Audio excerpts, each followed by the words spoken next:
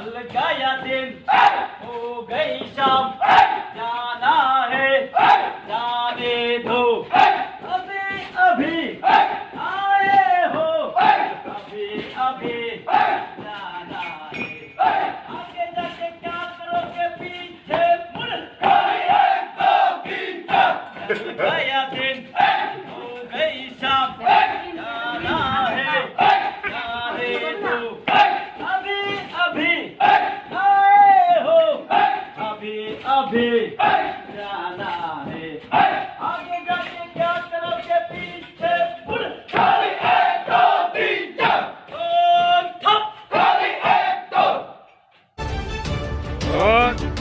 नमस्कार, मैं कुलदीप भारद्वाज। नमस्कार इंडिया का आज रात के 9 बजे की इस चर्चा में आपका हार्दिक अभिनंदन। राजनीतिक चल रही है, तीसरे मोर्चे की तैयारियां की कहा जा रहा है। उसकी कमान, तीसरे मोर्चे की जो कमान है, अब यशवंत सिन्हा के हाथ में सौंप दी गई है, तीसरे मोर्चे की कमान। बाकी सबके अपने, और आपको पता लोकतांत्रिक जनता पार्टी के अंदर चिराग पासवान अकेले पड़ गए, बाकी के सब लोग छोड़कर चले गए, एक दूसरे को आजमाने के ऊपर लगे हुए। रही पश्चिम बंगाल में कुछ ना कुछ उठापुठा करने की तैयारी, और कहा जा रहा है कि मुख्यमंत्री बनने के बाद पहली बार आज योगी आदित्यनाथ उप मुख्यमंत्री केशव प्रसाद मौर्य के घर लौटे। तो खैर ये सारी चीजें चलते रहेंगी। इस समय आपको मालूम है कि कल बहुत ज्यादा शोर रहा पूरे हिंदुस्तान के अंदर, बल्कि मैं कहूं कि दुनिया के अंदर योग की धूम रही। योग, क्योंकि 21 जून को अंतरराष्ट्रीय योग दिवस के रूप में मनाया जाने लगा है। लेकिन बात यह कि योग तो हो गया, योग को लोगों ने आजकल कहीं ना कहीं कहना नहीं चाहिए, घटिया सा शब्द हो गया, उसके आगे कहूं कि व्यापार से भी जोड़ दिया है।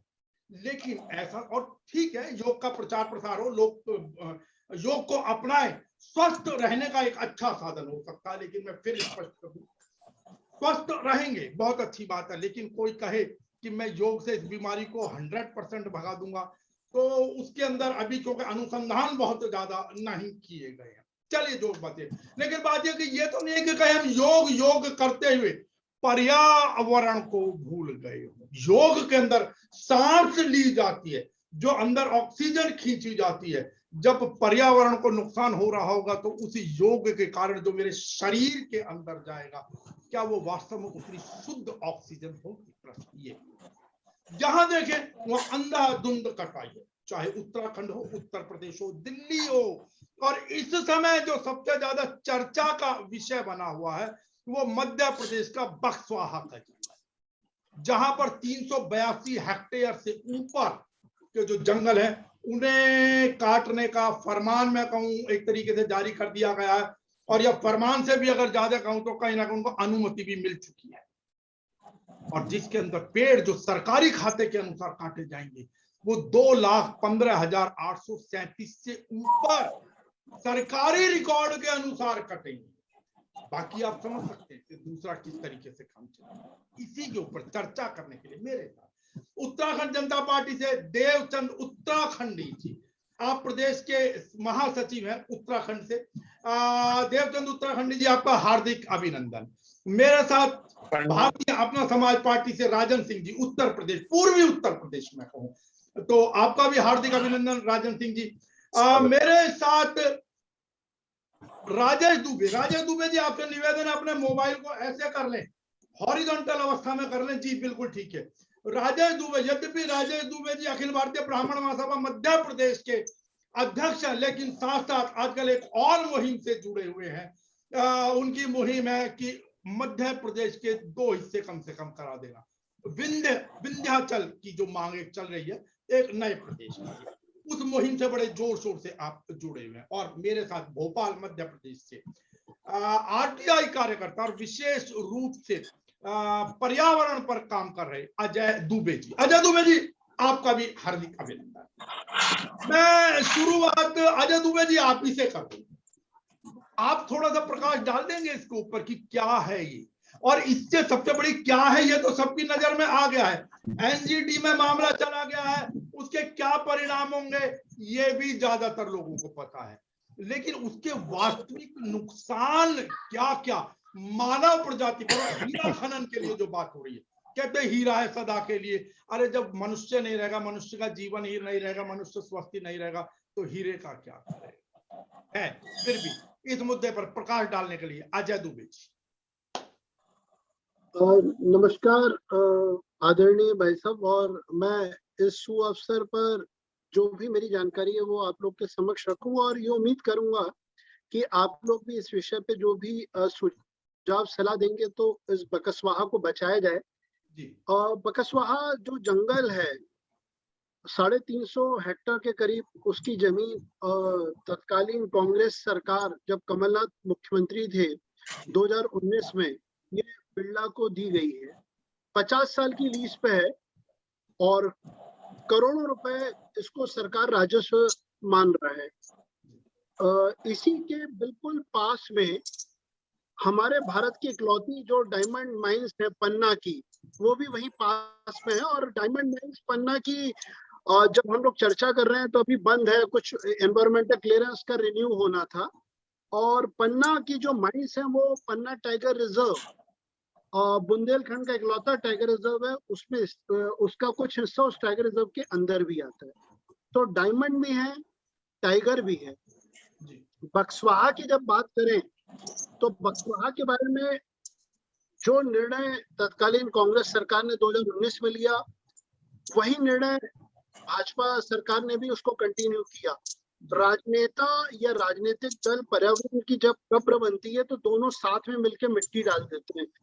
निजी मुनाफा हो उसको विकास का चोला पहना देते हैं कि ये विकास होगा, और इसलिए हम पर्यावरण के इस मुद्दे पर इतने पेड़ जो कटेंगे उसकी जगह राजस्व आएगा, राजस्व रोजगार मिलेगा। और ये बात जरूर है कि बुंदेलखंड पिछड़ा इलाका है, बुंदेलखंड में रोजगार के संसाधन कम है।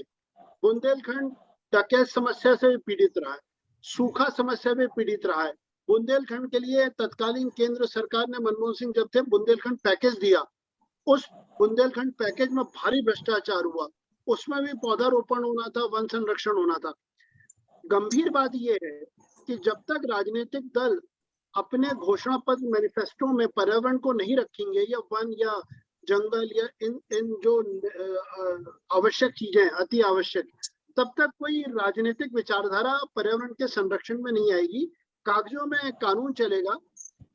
आज अजय दुबे जी, मैं माफी चाहूंगा, आपको रोक रहा हूं। मेरा मुख्य प्रश्न पहला ये है कि आप किस प्रकार के नुकसान पक्षियों, जीव जंतुओं और मानव के ऊपर देख रहे हैं वहां पर? मुझे इस पर थोड़ी सी जानकारी आपसे। और खाली मध्य प्रदेश नहीं, क्योंकि उसका प्रभाव उत्तर प्रदेश के हिस्से पर भी पड़ेगा। देखिए, ये एक गंभीर, मैं उसी बात पे आपसे कहना चाह रहा था कि जो तत्कालीन जब रियो टिंटो कंपनी 2006 में उसका ठेका मिला था, रियो टिंटो ने सर्वे का काम लिया था, अफ्रीकन कंपनी थी, उसने उसको 2016 में छोड़ दिया। जब छोड़ा उस वक्त के जंगल की रिपोर्ट्स ये बताती हैं कि वहां वन्य प्राणी थे। आज जो इस कंपनी के पास जब काम आया है बिरला का, तो अब वन विभाग की रिपोर्ट कहती है कि वहां वन्य प्राणी नहीं है। 2 लाख के करीब पेड़ हैं, 2 लाख वो पेड़ हैं जो प्राकृतिक तौर पर लगे हैं। इन पेड़ों को आप काटेंगे तो ऑक्सीजन की अपूर्णीय क्षति होगी, क्योंकि जो क्षतिपूर्ति होगी प्लांटेशन की वो कम से कम 20 साल बाद पूरी होगी, जब पेड़ ऑक्सीजन देने लायक होगा। 20 साल का इंतजार और 2 लाख पेड़ों की कटाई, और सरकार ये कहती है कि वहां वन्य प्राणी नहीं है, जंगल में जीव जंतु नहीं है। जो जीव जंतु पहले फॉरेस्ट डिपार्टमेंट मानता था अस्तित्व है। तो हमारा ये कहना है कि यदि आप रोजगार के लिए इतनी बड़ी संख्या में आप पेड़ों को काट रहे हैं, तो आपका इतिहास ये बताता है कि बुंदेलखंड में और भी छोटे स्तर पे जो डैम बने वहां भी वन भूमि डूबी, वहां पर अभी तक क्षतिपूर्ति प्लांटेशन उल्लेखनीय तौर पर नहीं दिखा है। ये बात बहुत गंभीर है। और जो बक्सवाहा का जंगल है वो सेमी क्रिटिकल जोन आता है, जहां की ग्राउंड वाटर बहुत कमजोर है। तो यदि आप डायमंड माइन लाते हैं तो आपको एक्सेसिव पानी ज्यादा की जरूरत पड़ेगी डायमंड के लिए। तो वहां पर आप पानी ऑलरेडी कम है, पीने का संकट है, उसके पास में आप केन बेतवा लिंक प्रोजेक्ट ला रहे हो कि पानी बुंदेलखंड में सूखा पड़ता है। हमारा कहना है जहाँ पानी कम है वहां पे पर्यावरण की इस क्षति को आप किस मतलब गारंटी के साथ आप उस क्षति को कर रहे हो। ठीक है सरकार जी, ढुलमुल। ठीक है जी, ठीक है अजय जी, मैं लौटूंगा आपके पास विस्तार से। मैं राजन सिंह जी आपके पास आऊंगा। राजन सिंह जी राष्ट्रीय अध्यक्ष हैं भारतीय अपना समाज पार्टी के, और ज्यादातर आपका जो कार्य क्षेत्र मुझे लगता है पूर्वी उत्तर प्रदेश है। राजन सिंह जी, ये जो भी प्रोजेक्ट जा रहा है इसका असर तो उत्तर प्रदेश पर भी खूब पड़ रहा है, बुंदेलखंड क्षेत्र के अंदर खूब पड़ रहा है, वहां पर पानी की समस्या भी बताई जा रही है, पानी की समस्या भी होगी। अब हालांकि ये सारे प्रोजेक्ट की जो कॉस्ट आ रही है वो लगभग व्यवसाय 2,500 करोड़ से ऊपर का बताया जा रहा है। अब क्या कहेंगे आप 2,500 करोड़ के लिए पूरी की पूरी, मैं कहूं जीव जंतुओं को जो जाति प्रजाति अब बेशक बताया जा रहा है क्योंकि वहां जब लुप्त हो गए तो बड़े सारे जानवर, जैसा भी अजय दुबे जी बता रहे थे, लेकिन यहाँ तो अब कहीं ना कहीं मानव जीवन के ऊपर भी खतरा पड़ जाएगा। तो हीरे ज्यादा जरूरी है या मानव जीवन ज्यादा जरूरी है? मेरा पहला प्रश्न आपसे। दूसरे पार्ट पर और खोलेंगे चर्चा। राजन सिंह जी जी, सबसे पहले तो मैं आपका आदरणीय कुलदीप जी प्रणाम करता हूं, और नमस्कार इंडिया के चैनल के सभी को मैं प्रणाम करता हूं, इस सभी को क्षेत्रवासियों को प्रणाम करता हूं। मुद्दा आपने उठाया है, इसके लिए आभार आपका। पर्यावरण आज के वर्तमान समय की सबसे बड़ी समस्या है, और से पूछिए तो राजन जी आपकी आवाज नहीं आ रही है, सिग्नल कट रहे हैं शायद आपके। राजन जी चलिए कोई नहीं, राजन जी के जब तक सिग्नल ठीक होता है मैं राजन जी लौटता हूं आपके पास। अब मैं सीधा सीधा देवचंद उत्तराखंडी जी के पास आ जाता हूं। देवचंद जी आप क्या देखते हैं, मुझे बताइए, तो कोई नई चीज है नहीं, वनों का कटना, पेड़ों का काटा जाना। आप उत्तराखंड से हैं, आपको उत्तराखंड का भली भांति मालूम होगा। किसी भी देश के वन संरक्षण अधिनियम के तहत मिनिमम 33% वहां का वन रक्षण क्षेत्र होना चाहिए, जो भारतवर्ष का 23.21% है, जो बहुत ही कम है।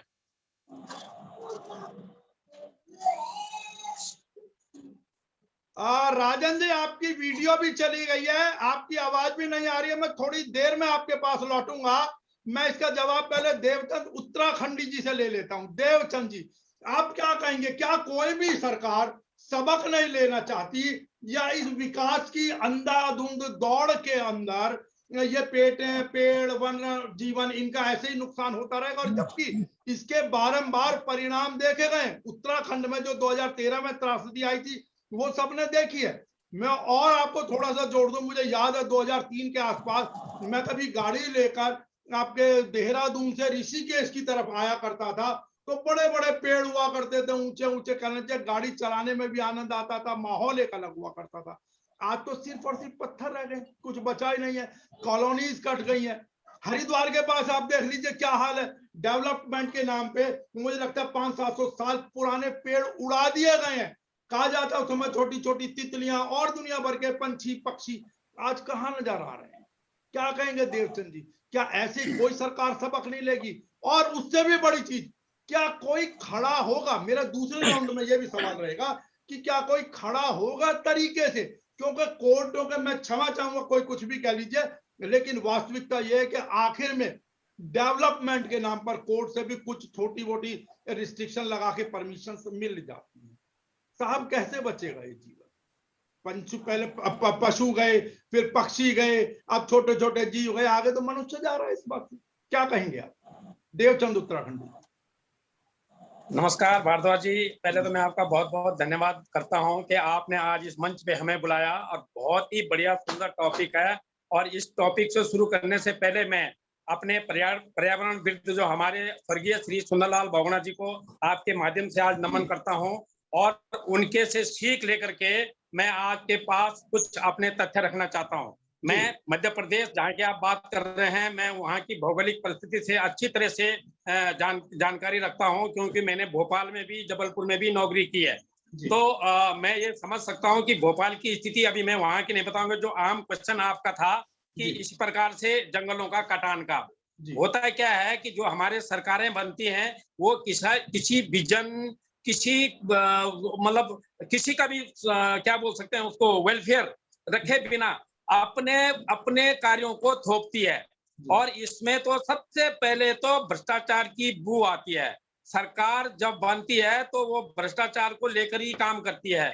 ये कैसे क्वेश्चन बहुत सारे आते हैं, और इस प्रकार से अंधाधुंध जो फैसला लेना कि इतने पेड़ों को काट दो और उसके बाद यहाँ पर ये होगा, पहले कोई मूल्यांकन तो करता है कि कितना हीरा कब तक मिलेगा और कितना पेड़ों की ऑक्सीजन कब तक मिलेगी, इससे कितने लोग मरेंगे, इसका कोई लेना देना किसी से नहीं है। उन्होंने तो सिर्फ बोलना है कि सरकार ने ये किया है। और कल जब वहां पर मध्य प्रदेश की सरकार होगी, उत्तर प्रदेश की सरकार होगी, जब कोयला खनन हो जाएगा और क्या नाम बोलते हैं, हीरा खनन हो जाएगा, वो जो कुछ भी निकलेगा वो अपनी उपलब्धि में दिखाएगी कि हम तो इतने महान हैं, हमने तो इतना वो कर दिया।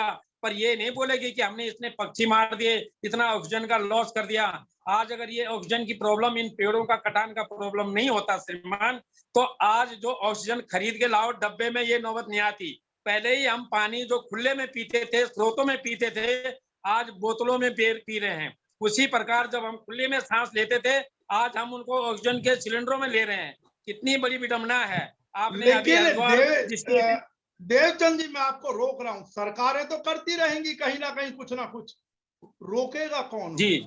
आप सबसे बड़ा उदाहरण है, जब राजधानी बनी देहरादून, जब एक अलग हिस्सा बना, अलग प्रदेश बना, तो उसके बाद जिस प्रकार का माहौल, और आपके देहरादून के अंदर तो आप देख सकते हैं कि वहां क्रिकेट का मैदान बनाने के लिए पूरा का पूरा पहाड़ काट दिया गया था। मैंने मैंने अपनी आंखों से देखा। 2003, 4, 5 के आसपास की बातें हैं। सारी चीजों की आवश्यकता है, लेकिन कहीं तो रोकना पड़ेगा, कहीं तो इस हवस को रोकना पड़ेगा। और मैं एक चीज और जोड़ दूं आपसे आगे बात करने से पहले, कि जैसे गौमुख की चर्चा होती है सबसे ज्यादा, गोमुख कहाँ था, फिर वहां लोग पहुंच गए, टूरिस्ट पहुंच गए, फिर गोमुख और पीछे हो गया, फिर टूरिस्ट पहुंच गए। अरे कोई डॉक्टर का प्रेस्क्रिप्शन है क्या कि अगर आप वहां तक नहीं जाओगे तो ये बीमारी ठीक नहीं होगी आपकी? सर कहीं तो कोई तो विरोध करेगा, सरकार ने मानेंगे तो सरकार को सबक सिखाने के लिए कौन आएगा? आप ही लोग तो आएंगे साहब, या कल को आप भी सत्ता में आ जाएंगे, आप भी इन जैसे ही हो जाएंगे। बात तो ये है। बिल्कुल नहीं सर, बिल्कुल नहीं सर। अभी मैं आपको बता दूं, जो आपने बिल्कुल काफी तो आपने जो मैंने जवाब देना था बहुत सारे तो आपने दे दिया है। मैं वही तो कह रहा हूं कि सरकार का उसके बाद कोई जब शुरू से विजन नहीं होता तो इस पे कोई कार्रवाई नहीं करती।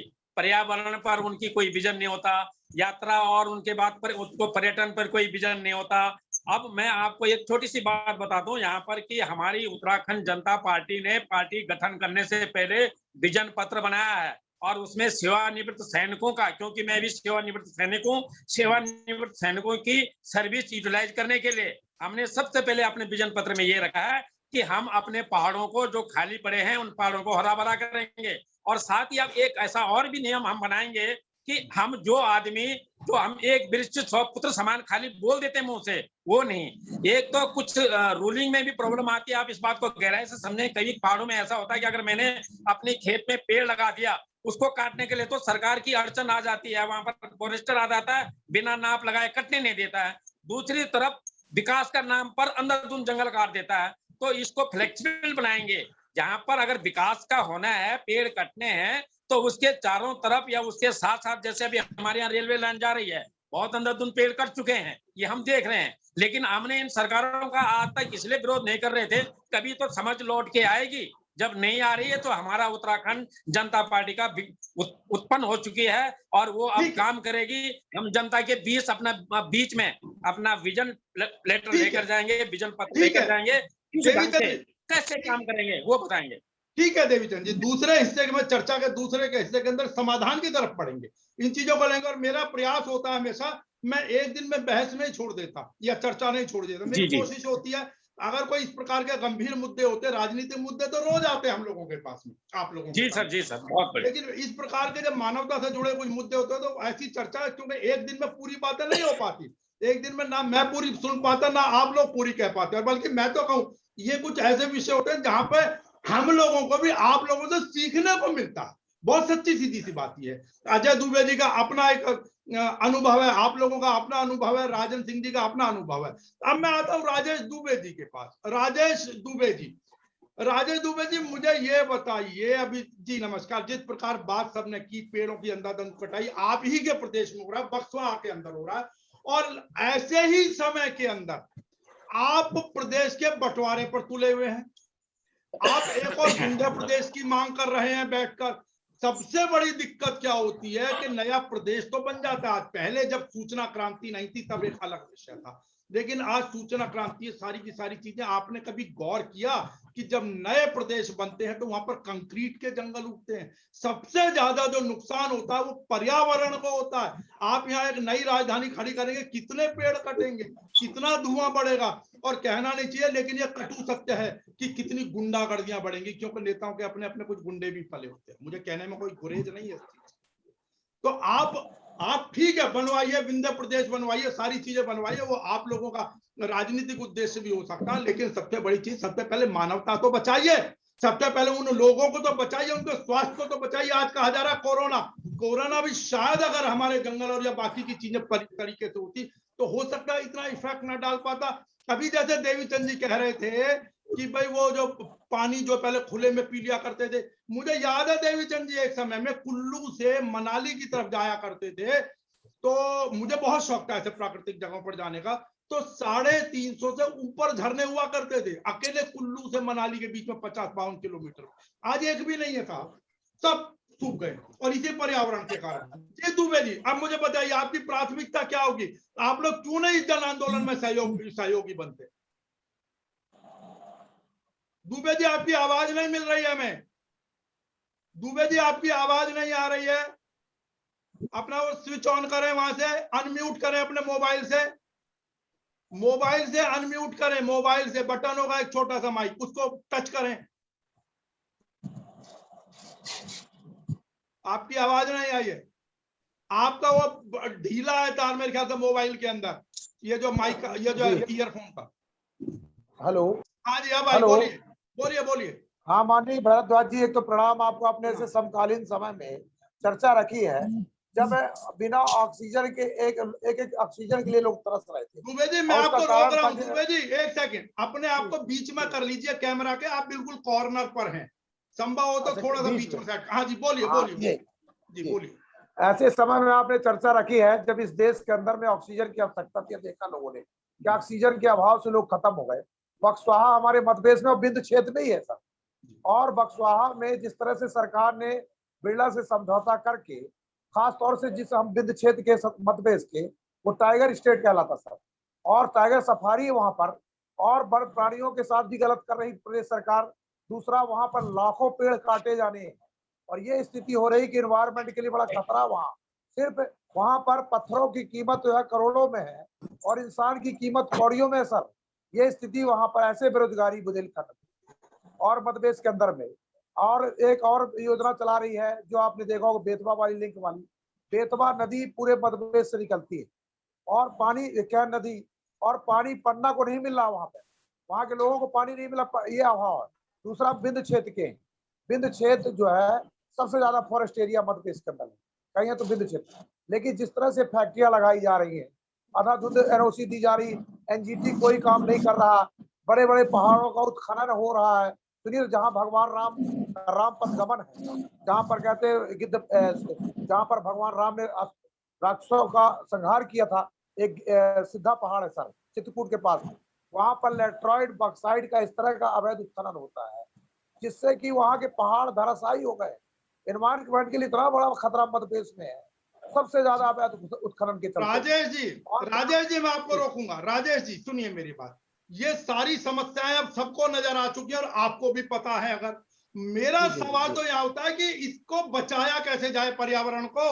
या दूसरी चीज, मेरा एक और मानना है शुरू से कि भाई मेरी पहली ड्यूटी क्या होगी, आपने क्या किया, नहीं किया तो क्या करेंगे, ये भी अभी हमने सरकार तो करेगी। अगर आप लोग विरोध नहीं करेंगे तो कैसे काम चलेगा राजेश जी? हम लोगों ने वृक्षारोपण शुरू किया है, जंगलों में वृक्षारोपण शुरू किया। अभी आपके जन्म आप लोगों ने वृक्षारोपण किया है, सुनिए, तो तरह तरह पेड़ लगा करके हम लोगों ने शुरू किया पूरा अभियान मध्य प्रदेश में। अखिल भारतीय ब्राह्मण महासभा से जितने पदाधिकारी थे, विभिन्न प्रदेश की तरफ जितने पदाधिकारी, सबको हम लोगों ने सर्कुलर जारी किया है कि जिस स्तर पर हैं, एक पेड़ लगाने से 100 पुत्रों के बराबर वो होता है लाभ। इसलिए हम लोग ऑक्सीजन देगा, सबसे ज्यादा पीपल के पेड़ लगाए जाए और फलदार वृक्ष लगाए जाए। हमारे यहाँ के रीवा के राजा थे गुलाब सिंह जी, तो वो क्या करते थे कि 70 से रीवा का जो रोड बना था, वहां था, तो फलदार वृक्ष लगाते थे। जब से कोई पथिक थक जाता था तो उसके नीचे बैठ करके आराम कर लेता था। आज पूरी प्रदेश सरकार की एक मानसिकता बची कि सिर्फ किसी भी हालत में इमरती लकड़ी हमारे यहाँ बहुत सागौन की। राजन सिंह जी, आप मुझे सुन रहे हैं? राजन सिंह जी, जी राजन सिंह जी, जी सर, जी सर। जनाब आपने सबको सुन लिया। बाई चांस हम आपको नहीं सुन पाए थे, आपकी वीडियो अभी भी नहीं आ रही है मेरी स्क्रीन के ऊपर। आपने सबको सुना, सबके भाव सुने। अब प्रश्न ये उठता है कि क्या ये सब कुछ जो मैंने देवी सिंह जी से भी कहा था, या आगे अब ये राउंड यहां से हम शुरू कर रहे हैं। मैं अजय दुबे जी आपके पास आऊंगा क्योंकि आप उस क्षेत्र के अंदर काम कर रहे हैं, लेकिन मैं पहले राजन जी से पूछ लूं। राजन जी, अब मुझे बताइए कि क्या सब कुछ ऐसे ही चलता रहेगा? क्या आपका भी तो पूर्वी उत्तर प्रदेश का एरिया जहां पर आप बहुत ज्यादा एक्टिव हैं वो प्रभावित होगा? ऐसे ही चलता रहेगा कि क्यों अब तक कोई भी आम आदमी तो छोड़िए, राजनीतिक दल भी नहीं जाग रहे? कहना वही जैसे अभी अजय दुबे जी कह रहे थे, सब एक ही थाली के चट्टे बट्टे हैं क्या? और मैं एक चीज और जोड़ दूं इसके अंदर साथ साथ, क्योंकि आप मुस्कुराए, क्योंकि आप भी राजनीतिक दल हैं, बेशक ठीक है अभी नए हैं, आ रहे हैं और अच्छी मेहनत से आ रहे हैं आप भी, और देवचंद जी भी, उत्तराखंडी जी भी। तो कल को मेरा साथ साथ सवाल ये कि जो सत्ता में आता है, वो एक कहा जाता है ना कि खुदा जब हुस्न देता है नजाकत आ ही जाती है। तो ऐसा तो नहीं है कि कल को आप लोग भी अगर सत्ता में आए या सत्ता को हिलाने की पोजीशन में आए तो आप लोग भी ऐसे ही भूल जाएंगे? क्योंकि बड़ी बड़ी कंपनियां, इनको सब आता है पॉलिटिशियंस को कैसे हैंडल किया जाता है। क्या कहेंगे राजन जी? हालांकि आपके बांदा क्षेत्र से भी बिल्कुल नहीं सर, एनजीटी के अंदर एक याचिका गई है कोर्ट के अंदर। जी बोलिए राजन जी। पूर्वी उत्तर प्रदेश के हालात बहुत ही दयनीय है सर। के नाम पर, विकास के नाम पर, रोड रास्ते के नाम पर पेड़ों पर जो कटाई हो रही है, उसका भारतीय अपना समाज पार्टी बतौर मीडिया में जाकर के विरोध किया, आंदोलन करके विरोध किया। और भारतीय अपना समाज पार्टी पूर्वी उत्तर प्रदेश में किसी भी पार्टी पदाधिकारी का या किसी महापुरुष का जन्म जयंती वगैरह पड़ता है तो हम वृक्षारोपण लगा के ही मनाते हैं। ये विगत वर्षों से हम लोग करते आ रहे हैं। वृक्षारोपण हम लोगों का मूल भूत आत्मा में बसी हुई है। भारतीय अपना समाज पार्टी का लगाते तो आए, लगाने में बहुत समय लगेगा उसका परिणाम आने में। प्रश्न तो ये कि आज क्या कर रहे हैं हम लोग? रोक क्यों न रहे कोई जो गलत आदमी कर रहा है, जो गलत कार्य कर रहा है? मेरा सवाल अब यहाँ से शुरू होता है आप राजनीतिक दलों से था। ये पहला राउंड मैंने सबसे सुन लिया, आप मुझे बताइए ना, आप लोगों ने क्यों नहीं विरोध किया अब तक? आपने देखा होगा सर, आपने देखा उसकी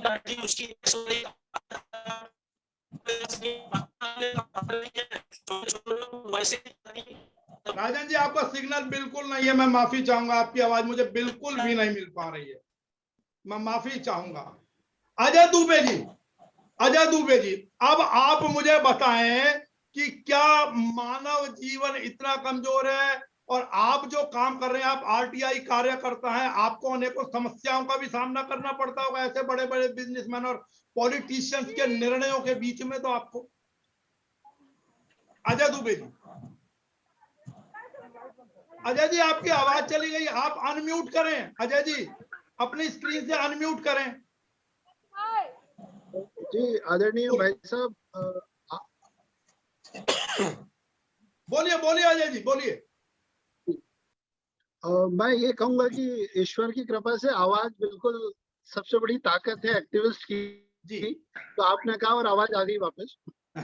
मैं ये बोलना चाह रहा था कि तो अभी आज आपने एक बड़ी महत्वपूर्ण बात कही कि जो भी केस लिया जाता है उसको कुछ कंडीशन के साथ वो उस पर कार्रवाई के लिए कह देते हैं, कुछ कंडीशंस के साथ। मेरा कहना है कि न्यायपालिका कहीं ना कहीं इस बात को देख रही है कि सत्ताधारी कोई भी विचारधारा हो, उस विचारधारा को विकास के नाम पे निजी मुनाफा भी होता है और अन्य जो फायदे होते हैं। तो कहीं ना कहीं हम लोग जो अभी कोशिश कर रहे हैं कि जो जन आंदोलन या जो जनता का परसेप्शन है उसके माध्यम से हम सभी तौर पर इस कुछ लगा सकें। और आरटीआई के मुद्दे पे तो मैं, चूंकि 2002 में जब देश में कानून बन रहा था उसका ड्राफ्ट, तो तब से हम लोग इसमें सक्रिय थे। और मेरा मानना है कि आरटीआई इम्पोर्टेंट नहीं है, इम्पोर्टेंट ये है आरटीआई के उपयोग के साथ इंफॉर्मेशन का उपयोग, इंफॉर्मेशन का यदि उपयोग हो और सही फोरम पे होगा तो जनता बात जागरूक होगी कि कौन व्यक्ति की क्या भूमिका है। जी बिल्कुल बिल्कुल बिल्कुल। मुझे लग रहा है आप- शायद जी बोलिए बोलिए अजय जी बोलिए। हमारा ये कहना है कि कहीं ना कहीं अब जो भी हम लोग अपने स्तर पर सोशल मीडिया और मीडिया के माध्यम से जो भी जानकारी आती है हम लोग उसको पब्लिक डोमेन में रख देते हैं। यदि आप एक इन्फॉर्म्ड सिटीजन रहेंगे तो आपका निर्णय बेहतर होगा। आज जो सूचना मिली, जैसे अभी आपने कहा कुल्लू से मनाली के बीच में जो झरने जब नहीं दिखते, ये इंफॉर्मेशन बताती है कि आपको मतलब पर्यावरण का क्या मतलब हालात हो गए हैं हिमालय में। और मेरा ये कहना है कि आज एक बड़ा सही है कि मनाली में पूर्व केंद्रीय मंत्री तो नदी तोड़ने पर अजय जी आपके यहाँ से बाहर से आवाज आ रही है, राजेश दुबे जी उस आवाज को बंद कीजिए जो अलग से आ रही है। जी जी जी जी जी जी जी हाँ सर।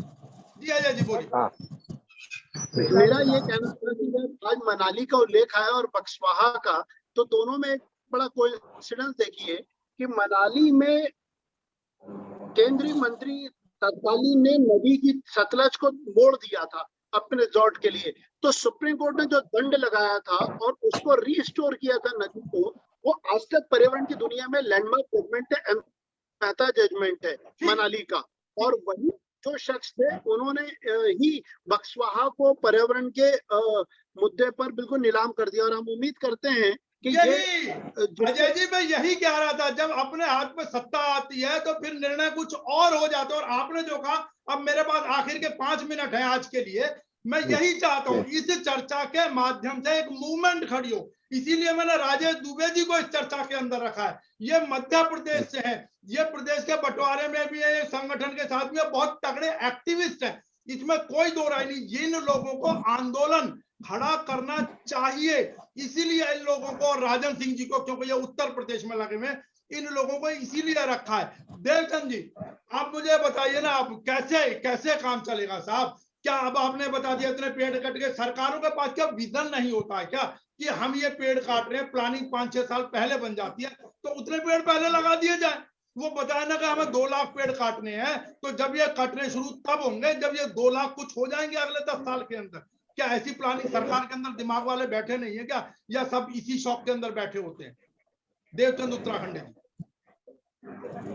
सर बिल्कुल आप सही बोले हैं। मैं तो यही बोलूंगा कि जो सरकार में बैठे नुमाइंदे हैं, जो सरकार बनाते हैं, जब वो पहले विजन पत्री नहीं बनाते हैं, उन्होंने करना क्या है तो उनके पास नहीं है दिमाग। तो मैं नहीं बोलूंगा दिमाग तो उनको है, पर पॉजिटिव नहीं निगेटिव है।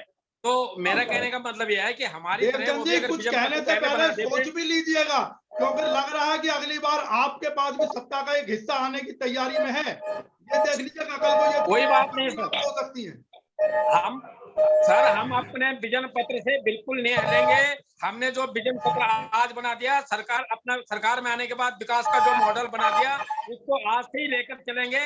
और ऐसे नहीं कि भ्रष्टाचार की कई नीतियां आती रहेंगी और वो आते रहेंगे और उसके चीज में चलते रहेंगे। आपको पता होगा कि कल ही हमारे किसी केंद्रीय मंत्री ने, जो राज्य के केंद्रीय मंत्री हैं, उन्होंने ये दिया कि ये काम, ये ठेके सिर्फ और सिर्फ हम अपने जो बीजेपी के कार्यकर्ताओं को दिया करेंगे। तो जब इस प्रकार की सोच होगी सरकारों की, तो वो कहाँ इस प्रकार की विजन रखेंगे? तो मैं इसीलिए बोल रहा हूँ कि आजकल हमारे लिए भी क्वेश्चन आएगा, दिमाग वाला क्वेश्चन आएगा कि दिमाग है लेकिन नेगेटिव है, लेकिन हम हमेशा पॉजिटिव करेंगे। उत्तराखंड की जनता के लिए आए हैं, उत्तराखंड की जनता की सेवा करेंगे, चाहे वो किसी भी क्षेत्र में हो। ठीक है, पर्यावरण को सुंदर करने के लिए हमारे विजन में। ठीक है। आप क्योंकि राजन सिंह जी की ना वीडियो आ रही है ना ऑडियो हो रही है आज बार बार, वो हालांकि बहुत अच्छा बोलते हैं, बहुत अच्छे कार्यकर्ता हैं, बहुत अच्छे एक्टिविस्ट हैं वो भी, लेकिन आज प्रॉपर उनकी कार्यप्रणाली क्या रहेगी इस मुद्दे पर उनसे नहीं समझ पा रहे, सुन पा रहे। राजेश दुबे जी कैसे काम चलेगा? समस्या तो सामने आ गई। अजय दुबे जी आपके प्रदेश से लगे हुए, लेकिन एक जन आंदोलन कैसे खड़ा होगा भी या नहीं होगा? क्या आप लोगों से ये उम्मीद की जाए? आप धार्मिक संगठन, जातिगत संगठन से भी जुड़े हुए हैं, आप विंध्य प्रदेश के संगठन से भी जुड़े हुए हैं, आप हालांकि भूतपूर्व राजनीतिक दल से भी रहे, तो क्या उम्मीद की जाए कि खाली कहीं प्लेटफॉर्म पर बैठेंगे, कहेंगे चले जाएंगे, या कुछ निकलेगा, तंत्र कुछ परिणाम निकलेगा? नहीं, बिल्कुल हम लोग सक्रिय हो रहे हैं और एक ऑर्गेनाइजेशन बना हम लोग का, पदयात्रा अभियान चालू कर रहे हैं। जहाँ पर ये बाजना वाला कार्यक्रम है, वहां पर जनता के बीच जंगल और जमीन बचाने की बात हम लोग कर रहे हैं, क्योंकि जिस तरह से अंधाधुंध सरकार सौदे करके पैसे कमा रही है, इनके खिलाफ लोगों को जागरूक करने के लिए अवेयरनेस कार्यक्रम चलाने वाले हैं। और पर्यावरण के लेकर के अभी अभी हम लोग जिस तरह से क्या वृक्षारोपण गारंटी है अभियान राजेश चला जी, है, कल को आप अगर प्रदेश का बंटवारा कराने में सफल हो गए, आप लोग नहीं खाएंगे क्या? कहां से खर्चे चलाएंगे राजनेता? हमें नहीं दिखता क्या? आप नहीं, दिक्कत सर, ये है, ये तो राजनेता को गाली दे देना बहुत आसान है जी। हमारा बिंद तो टूरिज्म में शहर नंबर 1 है। टूरिज्म के मामले में हमारे यहाँ पर देखिए चित्रकूट है, हमारे यहाँ खजुराहो जैसा विश्व की धरोहर है, हमारे पास मैहर जैसे माता का मंदिर है, हमारे पास बांधवगढ़ नेशनल पार्क है, हमारे पास बाणसागर बांध है, ठीक है सर। हमारे यहाँ जो है तो अजय जी, आपका भी वीडियो चला गया है मेरे पास से। राजन सिंह जी, आपको मेरी आवाज आ रही है? राजन सिंह जी, मेरे पास जी सिर्फ सर, आपकी आवाज आ रही है। जी जी, आपकी आवाज। मेरे पास सिर्फ 1 मिनट है पूरा। राजन सिंह जी क्या कहेंगे? जी बोलिए राजन जी। नहीं आ रही है सर आपकी आवाज। अजय दुबे जी, मैं क्षमा चाहूंगा, आज ये बहुत छोटी सी चीज थी, अगर आप कुछ 30-35 सेकंड में कह पाए अजय दुबे जी। और मेरा निवेदन है आप सभी पैनलिस्ट से, खासतौर से राजन सिंह जी, मैं आपको नहीं सुन पाया हूं आज। कल हम इस चर्चा को 40 मिनट से बढ़ाकर थोड़ा ज्यादा करेंगे। मेरा निवेदन है, अभी से आप लोगों को निमंत्रण है कि कल आप लोग जरूर जुड़े। अजय जी 30 सेकंड में अगर कुछ कह पाए। देखिए, ऐसा है कि बक्सवाहा के जो इस पूरे मुद्दे पे जो सोशल मीडिया और जमीनी स्तर पर जो भी कैंपेन चल रहा है, हम सबको उससे जुड़ना चाहिए।